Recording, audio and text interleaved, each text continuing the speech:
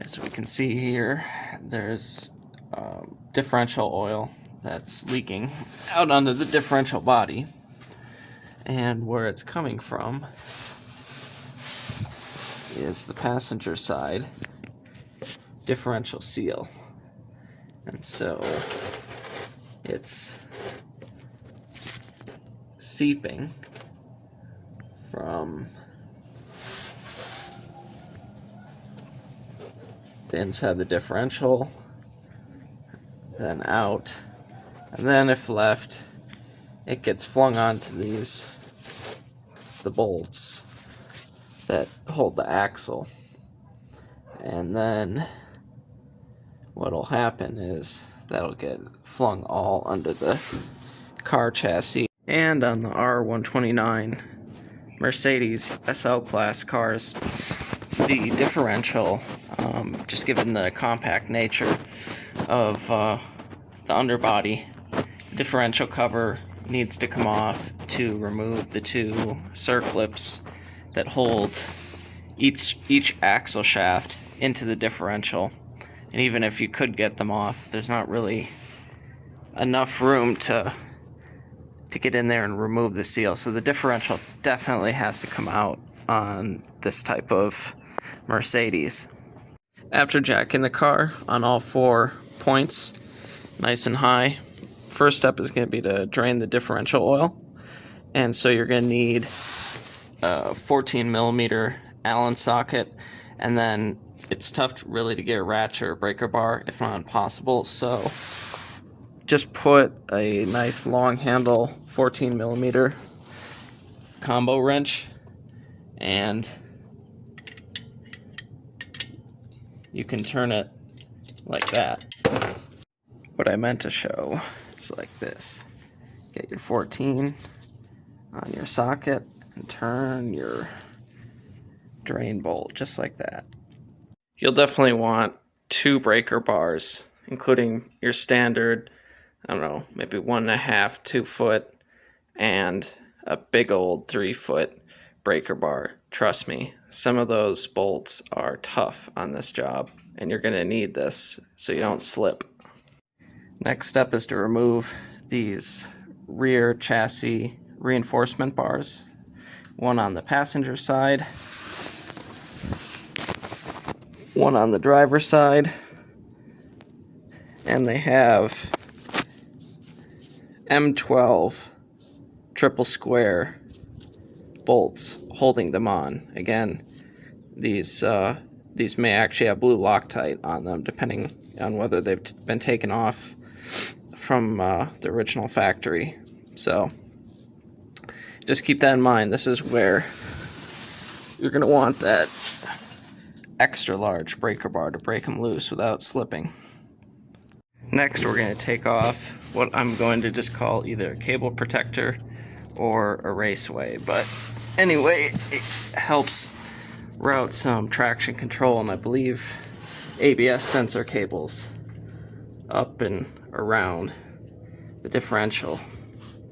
So if you're looking at it now from the passenger side facing the driver's side, there's one nut here, or actually I believe it's a nut and a bolt, and then one, let's see here, where is it? Come on, there it is. There it is right there. And that's facing out towards the rear of the car. Get a better shot of it. There it is. And then this piece you'll take down. And once you removed the nuts and bolts, it'll slide out of that part of the bracket and then off there. So then you have this with your cables hanging. Thing you want to do is remove this plastic which actually holds the wires up in there, but we're going to do that a little bit later.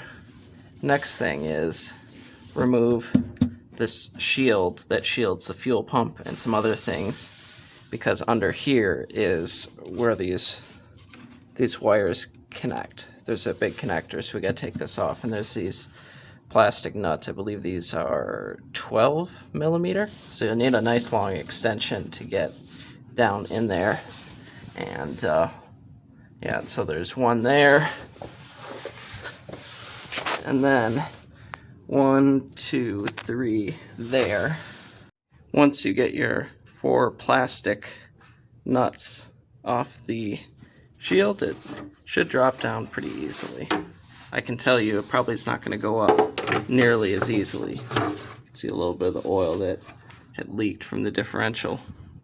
While you're here, if you haven't changed your fuel filter, now's a great time to do it. If you're running the original fuel pump, odds are it's probably going to start leaking because these lines are a biatch to get off and they're sticky, and odds are the O-rings in this are going to fail after you handle things to get the hoses for the filter off. So spend the $150, get an OEM pump. Yes, they are made in China now, unfortunately, but just take care of it. You'll be happy you did. That plug actually turns counterclockwise, and when you do that, it actually pushes it downwards. But it's probably pretty sticky on yours, and what I recommend using is a small rubber strap wrench, and then kind of fold it down, and so hopefully this doesn't fall off, and then turn it like that. And like I said, it'll push that plug downward as you turn.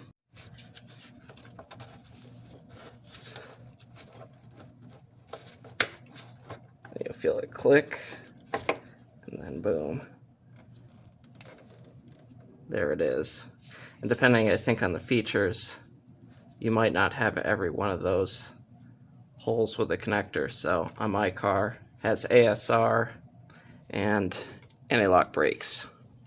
So anyway, now that that's done, we can pop these little tabs inward to pop this cover off, so we can free up the wires, because we'll end up hanging this out of the way.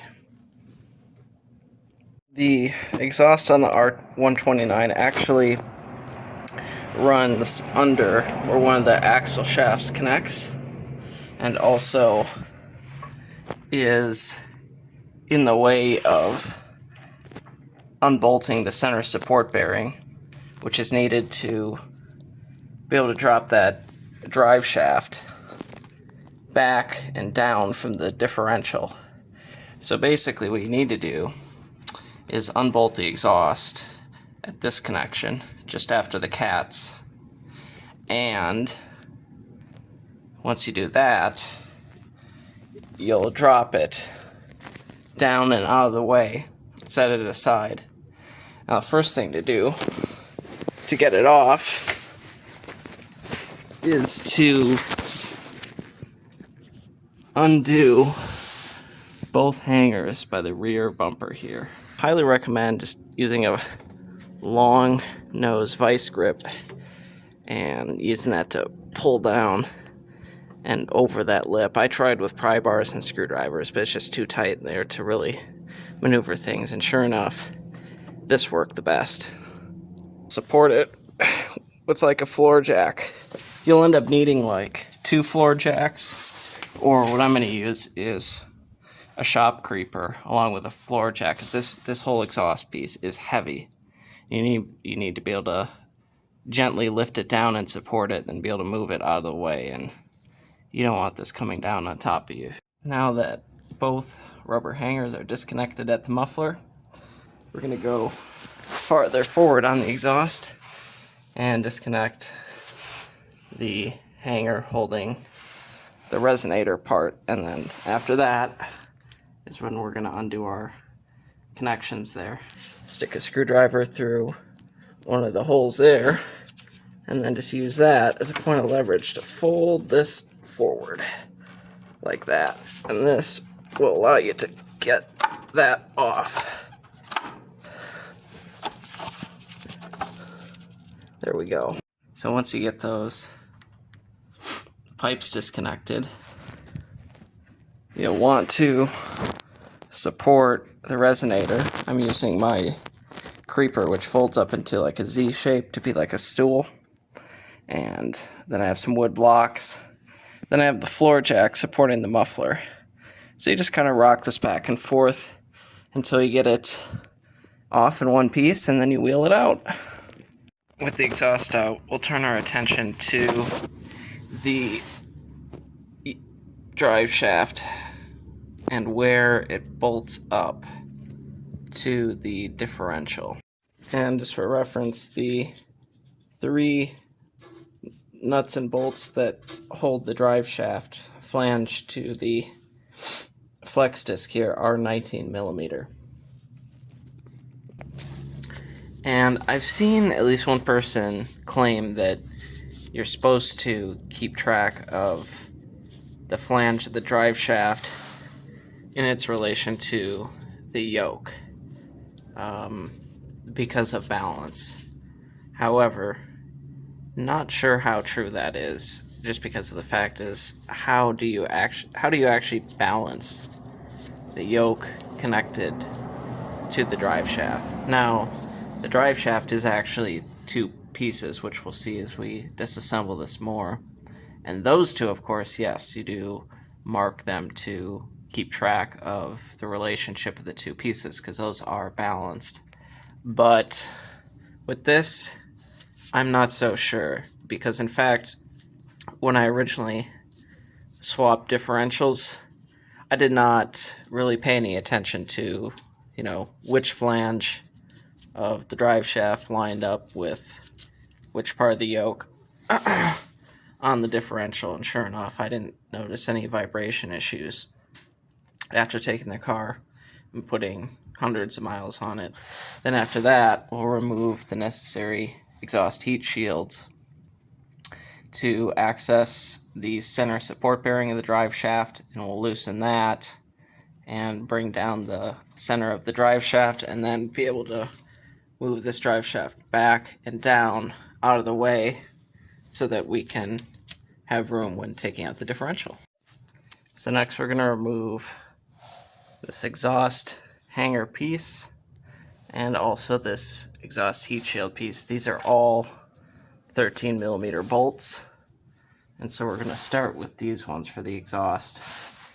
One there, one in the center, and one there. You can see it actually helps hold up the exhaust heat shield.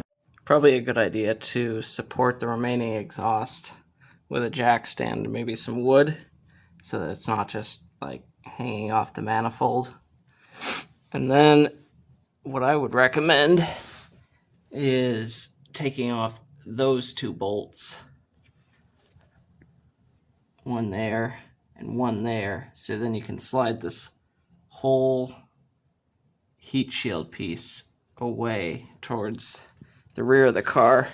Now, the little heat shield bolts, like that one and that one, those are both 8 millimeter. Now that the heat shields are loosened up enough, you can move them enough to get access to 1 bolt on each side for the center support, where the center support bearing is held for the drive shaft. You can actually see the split in the drive shaft there. There's the U-joint where it splits, but we're not going to actually be disconnecting the 2 halves. We're just going to be loosening or completely removing, I forget which I have to do, but just to get the drive shaft to drop downwards enough that you can move it off there. So we're going to go ahead and loosen those center support bolts. So we got our drive shaft just hanging there. So we're going to use a pry bar and pry this flange backward or forwards towards the front of the car and pull the drive shaft downwards to get it up and off the flex disc and disconnected from the differential, most importantly. You can see I've marked the flange on the drive shaft and the guibo with lines to line things up once I put things back together. So to demonstrate how I'm going to do this, here's my pry bar. Hope the police aren't coming to get me. You can see I'm just prying it like that. I'm gonna get off video here and use my other hand to help, but you get the idea. Now our drive shaft is disconnected and hanging free. One thing you may have to do is put the car in neutral to spin this. Number one, to get access to all 3 bolts, but also so that it clears that part of the car body there. Because if one of these is sticking up, you're not going to be able to pry backwards. So anyway, so now that that's done, we can begin the next step to remove the differential, which is to get this cabling out of the way. To get that cabling out of the way, we're going to clip that zip tie off and then remove this little plastic cover that's also covering the cabling. As it runs up here, there's actually 2 little ears that's, you'll just feel them, but they're at the top there. If you pull them towards the rear of the car and push up, you'll get this off. There's one on each side. Run it like that. There we go. And now we can access the cabling as it runs up there. And I just tuck that cabling right up out of the way over there towards the brake disc. So now that that's out of the way, we can get on to one of the most critical and challenging tasks of this whole job, which is to unbolt the 12 bolts which hold the axles to the axle shafts on the differentials. Maybe you call this a half shaft, whatever. These bolts from the factory are coated with blue Loctite and are, I believe, torqued over 100 foot-pounds, thereabouts. So they are not easy. And the originals, I think they may have changed the type of fastener throughout the production run of these cars, but on my 97 here, it has E-Torx. I believe these are 10s or 12s. I'll have to double check that, but you want to make sure you got a good fitting socket, because if you strip one of these, it is very, very difficult to remove them, without being able to like weld a nut or something. I had to bang on one that stripped out, and it took a good day and a half of screwing around before I finally got it. And you can avoid all that by, number one, using the right E-Torx socket, but number two, use a massive breaker bar so you get an immense amount of torque without exerting a huge amount of pressure on the breaker bar like you would with a smaller one, and that'll reduce your chance of slipping and also just being able to easily take these off without much fuss. But again, this is the one part where you really want to make sure you're using the proper tools. So there'll be 6 on this side, and you will have to rotate the differential using the wheels to get each of these bolts into a good position. I like to get, right and centered, facing down at my chest, easily accessible, so I can get a nice good swing with the wrench. This is your standard 1/2-inch breaker bar. You'll find it most stores. But for example, you want something substantially bigger. They sell these at Harbor Freight. And this is the type of socket. And again, this is a E-Torx. It's an E14. So you need E14 socket. And there you go. There's our setup. It seems crazy, but that's what it takes. The other thing is, you'll want to set the parking brake, because as soon as you try and pull down to loosen this, or tighten it for that matter, the axle will start turning. So you need the parking brake set in order to hold it. Once you've unbolted the axle shafts, you can move them freely away from the differential. Now it's best to get them so they're not touching, so that way when this differential is lowered down, it doesn't get hung up on the shaft. So what I do is just stuff wood in between there to get it to clear.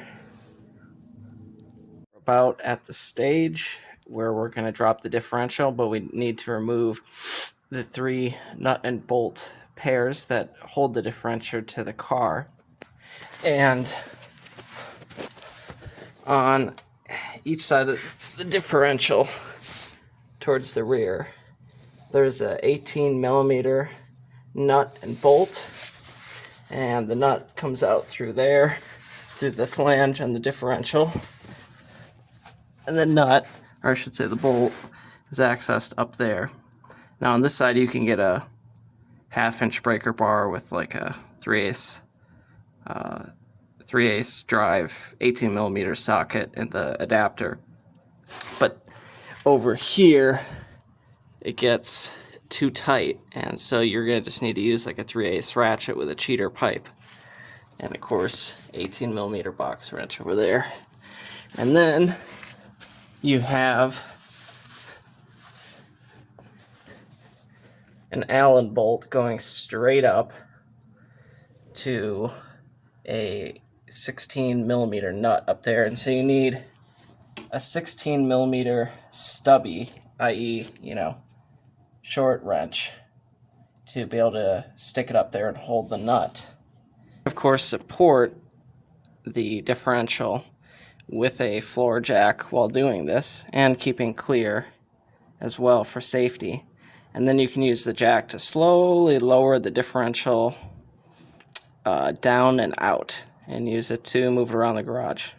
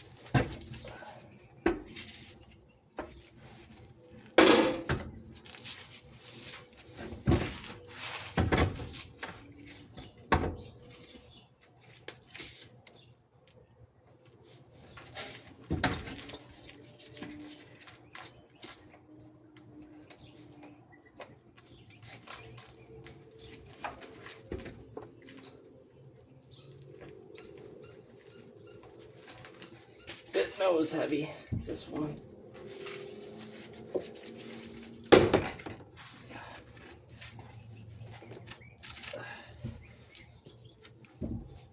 First time, I got this a little smoother.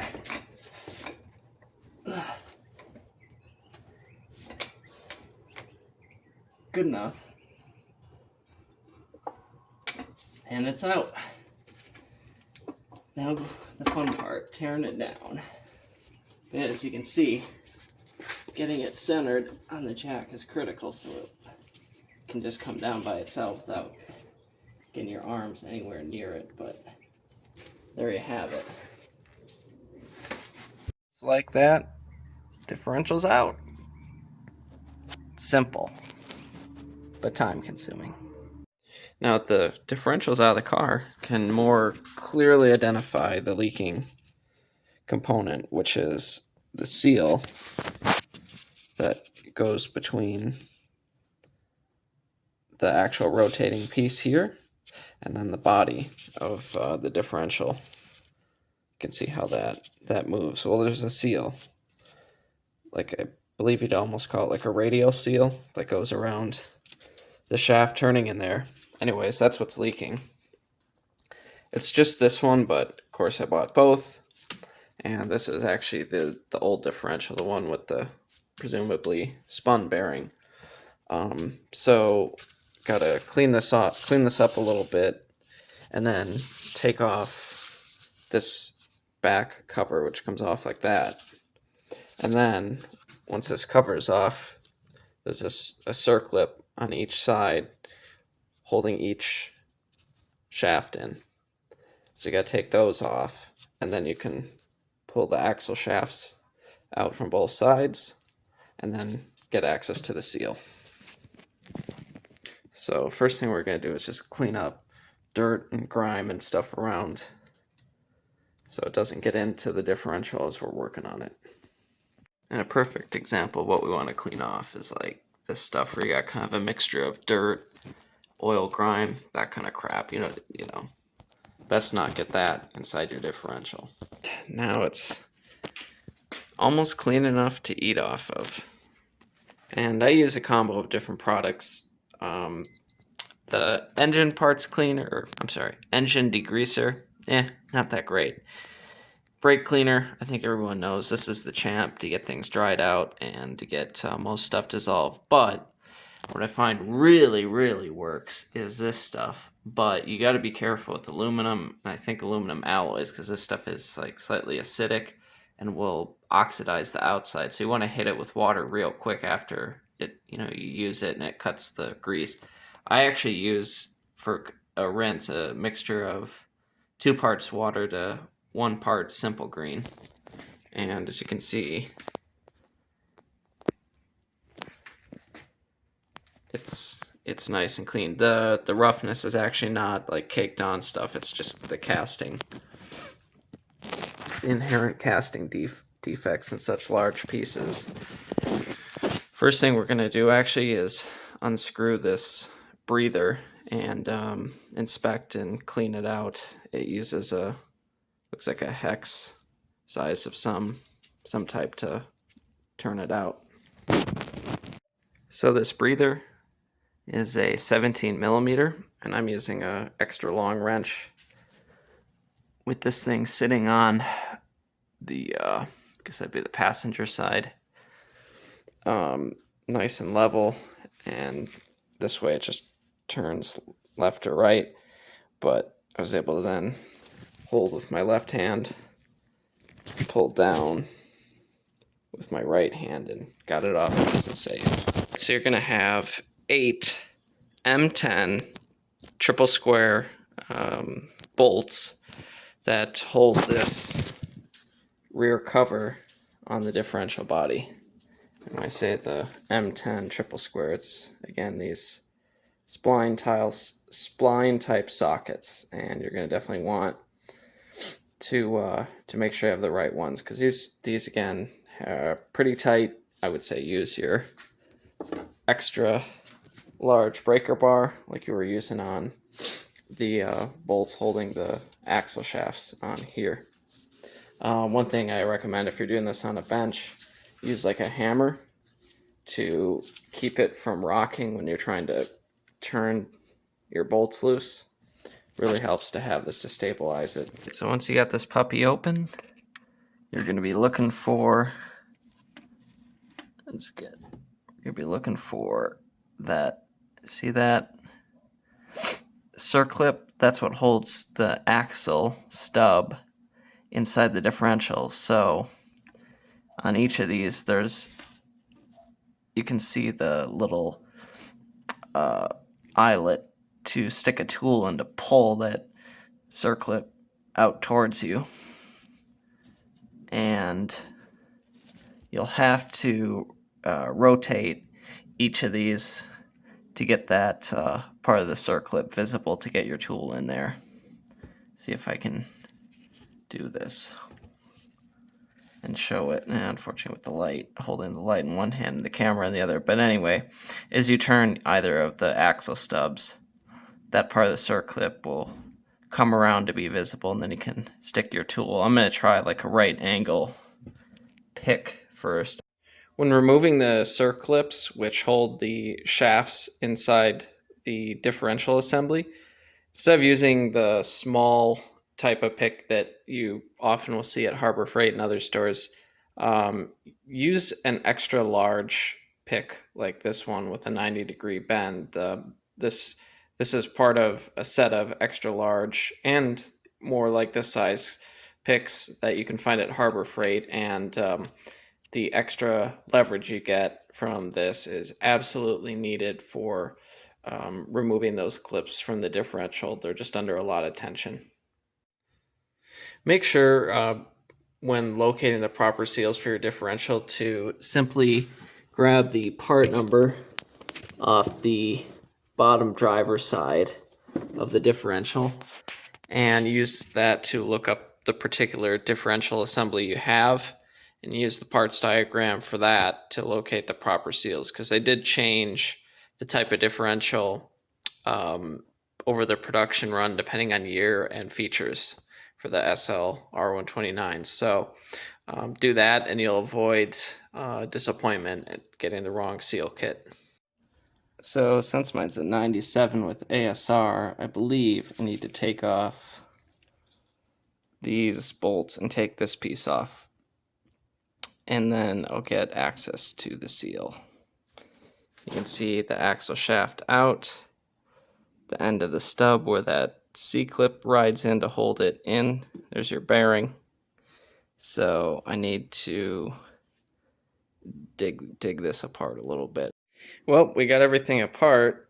Both axle stubs are out of the diff, and I drove the seals out. Now, unfortunately, the seals that I have are nowhere close to what is what this thing takes. So I don't know. Parts catalog not quite right. It looked right from the diagrams and everything, but yeah. So I need to order different seals than these, and hopefully I can get a part number off of those and then figure it out. I think it's just because of the fact that they used different seals for different types of differentials all on the same model, but whatever. Once you pull out both axle stubs, what you're going to have left is your differential. This piece sitting inside the differential housing, and this actually is just kind of sitting in there because it's actually the two shafts which hold up the differential and center it inside the case and make sure it indexes properly with the pinion gear at the front. So you can just let that sit. So you're going to have your two axle shafts. You can see the slots where those circlips went, and each of these axles seals on this surface, and it's actually these radial seals which allow the axle shaft to seal. Now, the thing is, there's also an additional seal on, I'm not sure what these are called. These would be called hubs. Hub seems like a good description because you have your taper bearing here and the axle shaft goes through here. This, of course, bolts onto the side of your differential like that. So there is actually a seal that seals that opening where this connects, and it's actually a huge O-ring, very thin. You can see the groove there. I've already plucked that one out with a pick very carefully so you don't scratch the sealing surface. Here's a look at one with the O-ring still on. You can see there's also like a metal, it's not a gasket, this would be like a spacer, and you can't actually really slip this easily without taking out that O-ring, to clean this out and clean everything up before you put this back together. So anyway, you'll need to make sure to replace both. The two radial seals, which allow these axle stubs to seal, inside the hubs is this large radial seal, which is pressed in to that lip there.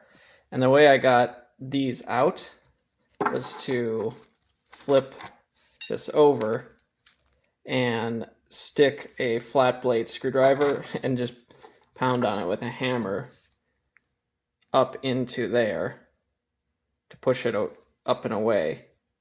And you can see where it's, jacked up from doing that. But big thing is, you don't want to scratch up these surfaces while doing that. So, take care.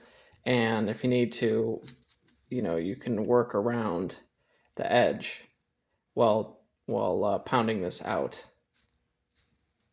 Then, of course, for installing the new one, probably best to use like a block of wood to center your hits and then tap around as needed till it's flush, so that this top edge of this seal here, where it's rubberized, is flush with this edge here. Because realistically, you're not going to have the Mercedes official tool to do this. Okay, so I've got both of these cleaned up so that the O-ring fits in there nice and doesn't have any garbage, and cleaned up the bores as well on both sides so that it can accept the new seal and the axle. So what I'm going to do is actually just use some of the gear oil that you'd normally use in the differential to lube up this surface so I can slide in the O-ring, which I'll also put a light coating of that gear lube on so that it slips on nice without tearing or marring that O-ring. And then on this part, I would be putting just a very light film on this part where the shaft seal is going to go in, just to help it in there. Not enough to push a bunch of fluid out, but just enough to grease it to make installing the seal easier. All right, so we got the first of two seals driven in. You can see how it's in there nice and flush.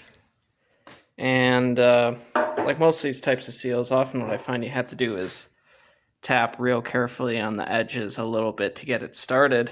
And then you can use something like a piece of wood to give nice centered hits to get it to drive home all the way.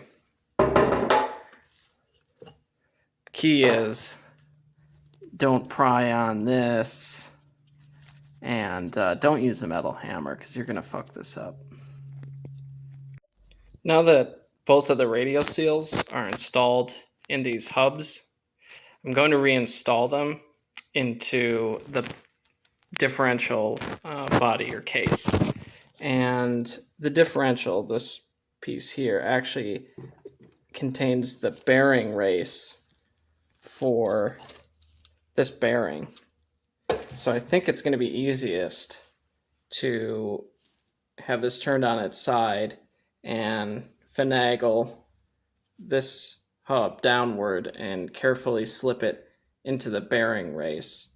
And before I do that, my plan is actually to coat all this, as much as it's going to be messy, coat it all in oil, because normally this is submerged in oil for lubrication and cooling. Well, I clean that out as part of the process to disassemble this, and unlike other axle bearings, this one doesn't use grease. It uses the differential oil. So it'd be good to have this all filled up with oil for assembly, so that way, even as you get this all back together and drive slowly to make sure everything's right, this will already be, fully pre-lubricated, so you don't risk burning out a bearing. I checked the factory manual, and interestingly, it doesn't talk about torque spec for these, so I'm just going to go with the time-tested Gutentite from Deutschland. Another thing to note, putting these on, I just followed how it was before and made sure that this casting mark was facing towards essentially where the differential would be facing the top of the vehicle. So there's the drain of the differential, and then facing upwards toward the body of the car, that's where I have that casting mark facing, because essentially I think you could put this on and have it turned any number of ways because the bolt holes line up, but just to be sure, I'm going to put it back the way it was. Make sure to coat the lip of your seal with gear oil before you install your differential shafts. That'll ensure no damage occurs to that seal when you slip in your axle shaft stub. All right, we got one axle shaft in. We now need to put on the C-clip to hold it in, and then we'll flip this over and we'll put the other one in, put that C-clip in. I'm not sure how to best get that C-clip on. I have a feeling it's going to be stiff. I'm thinking I may need to hold it with one hand and then tap it with a small hammer. We'll see. But let's see if I can turn my light on so you can see the groove of the shaft that clip needs to slip into. You can see it there. And I made sure to get the shaft all the way in by just putting a large socket on here and tapping down to get this down. I mean, it still, of course, will spin free as it should.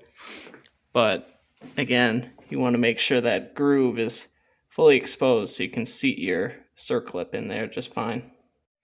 Getting your circlip on there is actually not too difficult.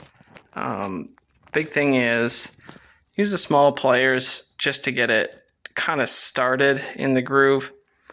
And then you can use a large round punch and a hammer and just slowly tap it forward and it should click right in. Highly recommend putting a towel down here so in case you do slip, you don't get your clip down in there and have to try and fish it out. Once, now that you got everything back together, it's a real pain. But regardless, once you get that in, sure enough, you can see clip is seated in there nice. And that'll hold your axle stub in. And there's our second one on there. You can see it's nice and fully seated. Ain't coming out. Sure as hell better not. This is kind of amusing. I took the cap off my Reinzo seal. And what I did last time I used it is squeezed it so it completely filled up this tube. And it made a perfect plug, threads and all. You can see how I've done a flat bead all around the inside edge of the cover, and then we'll be putting the cover on and tightening the bolts finger tight so it can start to cure. The service manual states that these type of flange bolts, if that's what the differential has securing this rear cover, first stage to torque is 30 Newton meters, which is right around 22 foot-pounds. And then second stage is 45 degrees past that. I don't have a torque angle gauge, so after torquing it initially with the torque wrench, I just used my 1/2-inch breaker bar, the smaller one, to give it a good snug, and I think that's good enough for something like this non-pressurized differential cover. It's not like a head gasket or something. So anyway, now comes the point at which we're going to reinstall the diff into the car. And what we're going to do is put this on a floor jack and roll it over the car and slowly jack it up and back into the car. So when we position this, we'll actually position it a bit forward of where it's actually going to sit. So as the jack lifts up and the arm goes back like that, it should get it right into place. Okay, well, the thing that I can recommend the most when jacking the differential back up into position is jack it up enough where you have enough space for the bolts to slide through and start to support it. And once you get those on, get your nuts started, and then you can essentially lift up with your hand very carefully, staying out of the way so you don't crush yourself in case of an accident, but lift a little bit forward up to lift the nose of the differential up, and then that'll help you slide this thing back onto the bolts more. And then you can tighten those down and get them mostly tight and move on to the one that goes kind of in the center side. I'll show in another clip, but it's best to get these started and get this thing mostly supported. And once you get the two side differential mounting bolts up and initially tightened, you don't have to torque them. You can have that supporting it. Now the front of the differential is going to tip down a bit, but we need to be able to get our bolt in for the, like I said, the middle support bolt for the differential. And with the jack in the way, you can't get to it. So first thing you're going to do is take these two spacers, and they get stacked on, let's see if we can get a good shot of that part of the diff. So this little, we'll call it a perch, but you just get those up there. The bolt's gonna go up through there, through those little spacers or washers, whatever you want to call them. So just get them basically lined up. And then you're gonna have this bolt go up through. And let's see if I can get this. So that's gonna go up through there like that. There we go. You're gonna have this thing that goes on top of the spacers with this rubber, or not rubber, but this little I don't know, indentation. You're gonna have that pointing up towards the car body, and it's a little bit hard to show, but I got my bolt just kind of resting on the jack. You can see I got the spacers up there. So this side is going to go on top of those spacers. That's going to point up. So let's see if I can get that in there without knocking the spacers. There we go. So that's going to go up there. And then on top of that, you have this one side is rubber, the other side is that plated steel. And this is going to sit on top of the indentation. And then this is going to go up into there. You can see there's a opening where the indentation will slip in. And then, of course, you have your 16mm nut, which you need a stubby wrench to be able to hold up here while you tighten the Allen from down here, and I just made a mess. The factory manual states that these two bolts, one there, the other over there, for the side parts of the differential mount, should be tightened to 90 Newton meters. And then it states that the nut up there should be tightened to 45 Newton meters. Now the challenging thing is, without like a really thin socket,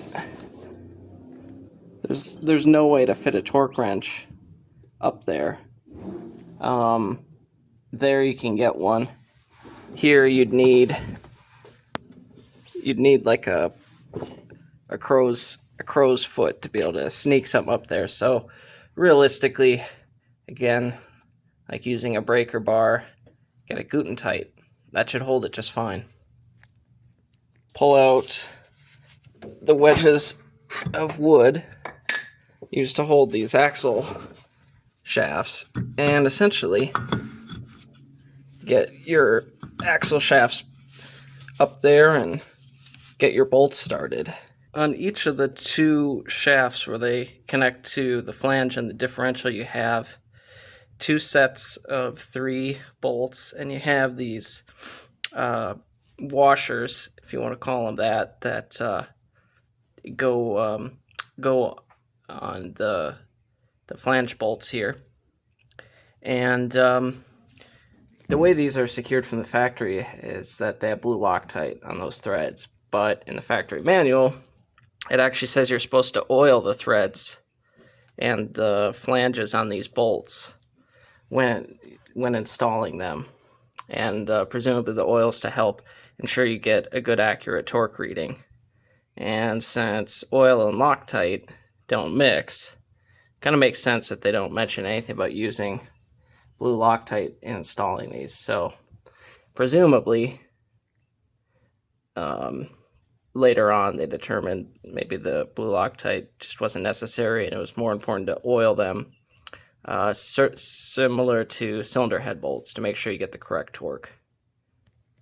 One thing that can help get these axles lined up with the differential when bolting them in is to simply just take one of the bolts and line this up with your hands and get this bolt going, thread it down just enough to hold it, and then everything's indexed and lined up correctly, so then you can spin this around and put on the first 3 bolts and the washer piece. That might help just, getting things lined up and bolted down a bit easier. The factory manual states that M12 size bolts, like the ones used on mine, my 97, should be tightened to 100 newton meters, which is right around 73 foot-pounds. So that's what I'm going to do. And again, use the parking brake to your advantage here to hold the axles in place while you tighten these. So what I usually do is set the brake, tighten 3, release the brake, turn it around, tighten the other 3, basically doing the same on each side. Your nut and bolt combo holding the drive shaft to the yoke on the differential, bolt, washer, nut, and you're going to torque those to 60 newton meters or approximately 44 foot-pounds. Remove the exhaust heat shield by just sliding it back out towards the back of the car. Gives much better access to the center support, so you can get a torque wrench on those bolts. And these are flange bolts on mine with a self-centering tip, and that particular bolt type, the manual says tighten those to 30 newton meters. Also, that would be about 22 foot-pounds. And there are some other bolt types, but again, the one on my 97 here are flange bolts with like a little centering tip. You should wait to tighten this center support bearing until after you've connected your drive shaft to the differential. When you're putting your heat shields back on, go ahead and attach these 2 pieces first, because they're a bitch to get to, if not impossible, once you bolt things up elsewhere. So you have a little plastic cover with tabs that click into those slots there. And it's this piece right here. And then you have this raceway / wire protector that has this bottom part that pops out with clips. I've already put it together, but the wires, first you run them through the metal channel, then you just clip that bottom part, and then you bolt it up. There's a stud there that has a nut, and then a nut and bolt that goes on this ear, and that nut and bolt goes up through there, and the stud goes through there. And don't forget to put on your connector there.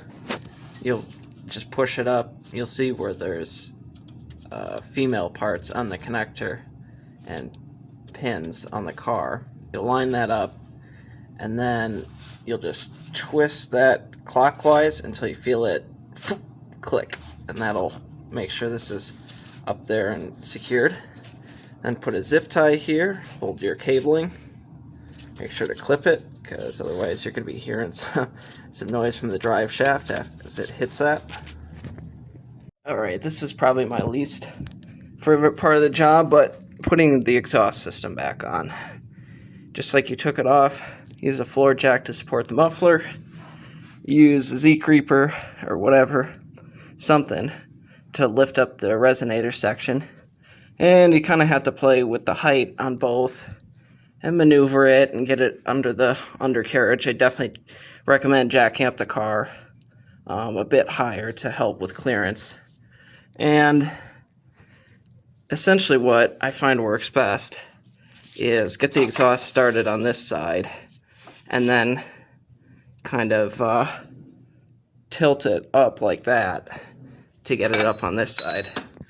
There's that blasted little exhaust gasket. She looks a little rough, but doesn't seem to leak. And then essentially, well, it's crooked, but I'll put it right. Work the exhaust forward and watch your knee, because if that thing comes down off that jack, you don't want your kneecap in the way. So really, gotta say, this is probably the most dangerous part of the job, other than jacking your vehicle and securing it on jack stands. So make sure your setup is solid and just take your time. You're gonna be sweating. So once you get both pipes up at least a little bit, what I suggest is getting this side connected first, because that little gasket tends to want to fall out until you get this bolted together. And once you do that, you can kind of use this side as a way to pull the pipes together closer and make it easier to get the little ring gasket in this pipe. And once you get it closer together, this gasket will be sticking up a little bit. Then you can just very lightly tap it with a hammer. I think it's graphite or lead or something, so don't hit it super hard. And then that gasket will sit all the way inside so that this passenger side clamp can come together. And for reference, you have 13 millimeter nuts and 12 millimeter bolts. So anyway, that's how those come together. Fill your differential, and like any differential, best way to do it is with one of these bottle pumps. I recommend highly not using one of the bottles with the, well, you can use the take it off, but don't use the squeezy tip. Use the pump and pump carefully and slowly until differential fluid runs out of the fill plug. And just do double check once you pull that tip out. Stick your pinky in there and just check the level to be sure. This differential takes about 1.5 liters of oil. So if you're not anywhere close to that, if it's coming out, odds are you're pumping too fast and it's splashing off the top of the fill hole and running back out. So just like I said, pump slowly and carefully until you get about 1.5 liters. It'll start running out, and you're good. And the two final steps of this laborious job are to put your protection panel for the fuel pump and filter back up, and you'll have those 3 10mm nuts there. They're plastic, so don't be impacting those. And then one right there. And your 2 chassis rigidity strut braces. And those use the M12 triple square socket, spline socket. And I just used my gigantic breaker bar and gave these a good, strong 2-arm Guten tight. I'm calling that good. So next step, double check for any leaks beforehand. Clean everything off with brake cleaner. So if you do develop a leak, you'll spot it. But we're good so far. And then take a test drive. I would suggest going around your neighborhood at slower speed for a bit and then easing it onto the street. And then see how things look.